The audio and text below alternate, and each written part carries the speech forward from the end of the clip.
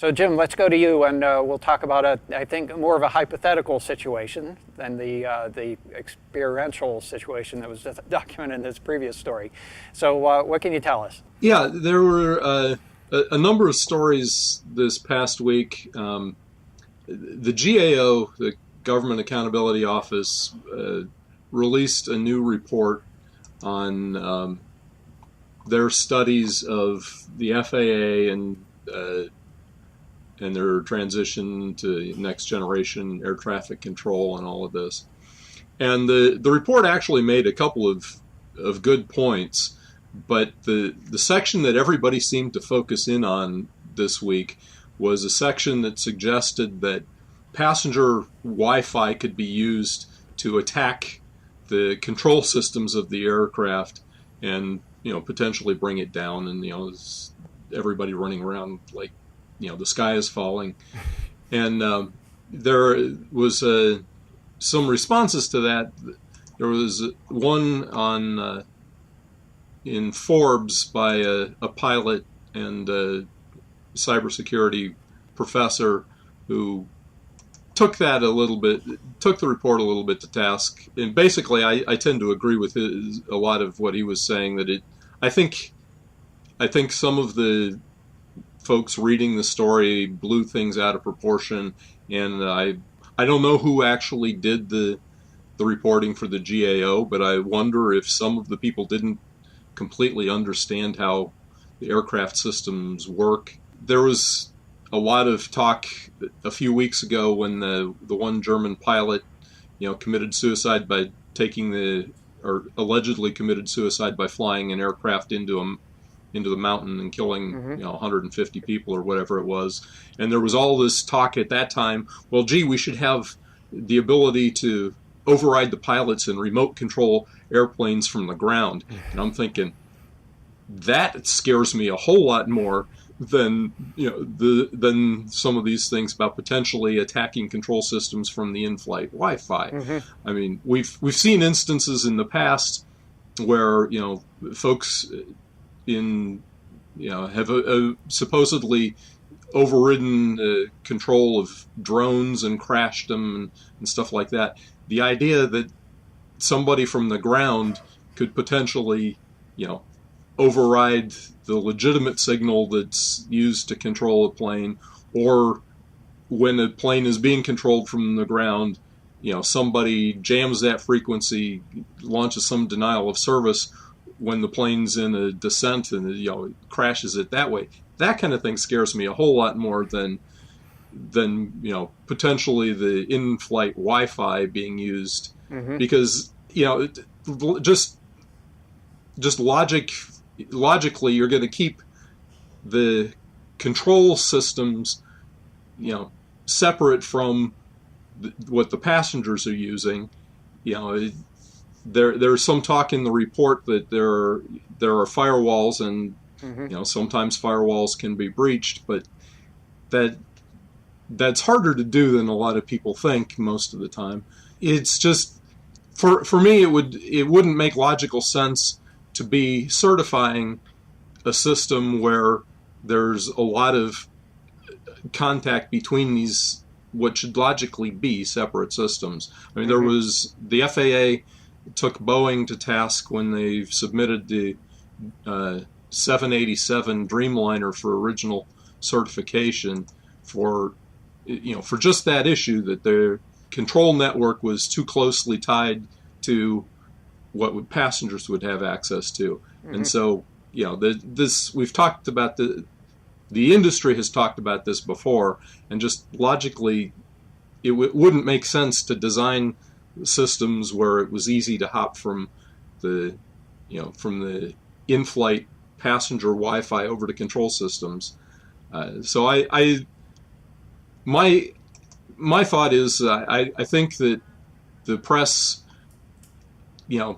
overreacted to that one section, and I think there were some good points made in the report. I read the whole report, and one of the things that I really liked in it was the notion that security should be involved in the design from the beginning. I mean, that's one of the things that we've talked about a lot. Any project that involves networking and software, you should really be thinking about security from the beginning, not trying to tack it on after you've designed the whole thing. So anyway, I think their concerns are a little bit overblown in most of the popular press reporting, but I am not real worried at this point about folks on the passenger Wi-Fi attacking the control systems. I don't know. You're a pilot too, there though. What are your thoughts on it? I'm only a pilot if the phrase "once a pilot, always a pilot" applies. I haven't flown in 20 years, but in any case, I generally agree. My interpretation of the GAO report was really a cautionary message. I don't think. I mean, I think everything that they talked about, they noted that they were theorizing what could happen, and I think, like I said, a cautionary note that is in the process. And I think fundamentally what they were trying to do is convey the message that you just conveyed, that the security needs to be designed in from the beginning. It can't be an afterthought, and that there needs to be a strong separation between what is basically passenger accessible or anyone accessible versus the control systems that need to be part of the operational platform. Platform being the plane and actually the command and control that's associated with it, whether it be remote access or navigation features, that sort of thing. And I think to your point as well, the ability to manipulate the navigation systems is most of what's within the purview at this point. Perhaps there is some opportunity to get into the actual control of the plane itself, but they're really not designed to be remotely accessed. And so there's not going to be an API that says turn left, so to speak. So it would be harder to get into a system in that regard at least in this day and age. But again, as time evolves, the chances are, one of my fundamental pet peeves about security policy is it never fundamentally improves. You start out with this really nice security policy that's very simple, straightforward. Thou shalt do this, and you can do these things, and you can't do those things. And then the entire life cycle of the security policy from that point on is, well, except in this case, or poke that hole here, and then you end up with this big,